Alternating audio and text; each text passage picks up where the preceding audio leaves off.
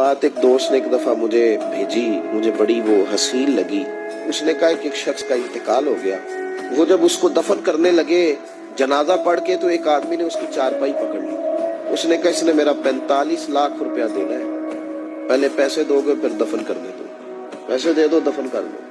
3 بیٹے بھی تھے تو جائیداد بھی تھی، سارا کچھ تھا۔ ان 3 بیٹوں سے لوگوں نے کہا کہ تیرے ابے کو وہ دفن نہیں کرنے دے رہا، شور ہے تو، اور وہ بندہ بھی وہ تھا جو بڑا قریبی تھا اس کا، اس کے والد کا پارٹنر تھا، تعلقات تھے، تو اس نے کہا کہ پہلے پیسے دو پھر دفن کرنے دو۔ اب وہ 3 بیٹے کہنے لگے کدھر سے پیسے دے، 45 لاکھ ہی کہہ دیا ہے، ہمیں تو ابا نے کوئی نہیں بتایا، حالانکہ جائیدادیں ہیں، مکان ہے، سارا کچھ ہے،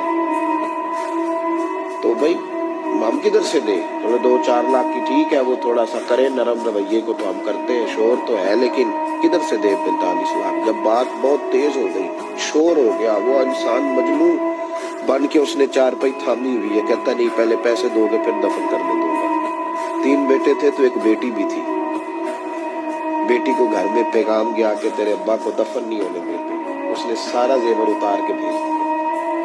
اس نے کہا اس چچا سے کہو میرے ابا کے اس دوست سے جس نے قرضہ لینا ہے کہ یہ رکھ لے اور میں تھوڑے تھوڑے کر کے پیسے لوٹا دیتی ہوں، پر میرے باپ کو مرنے کے بعد وہ رسوا نہ کرے، اس کو دفن تو ہونے دے، میں ایک ایک پائی دے دوں گی، میرا وعدہ رہا۔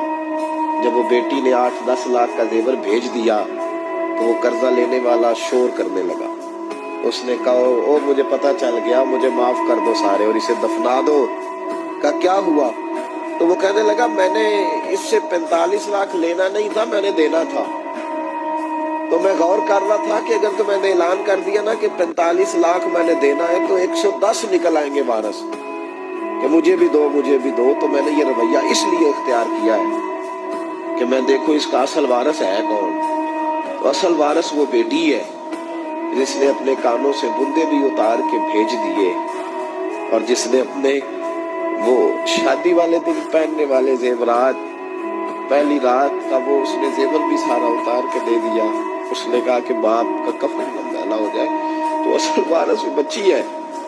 اس نے کہا اس نے مجھے وصیت کی تھی ہر ایک کو نہ دے دینا، میرے اصل وارث کو دینا، تو مجھے اصل وارث مل گیا ہے، اب میں کسی اور کو نہیں دوں گا، اس بیٹی کو دوں گا جس نے باپ کے لیے قربانی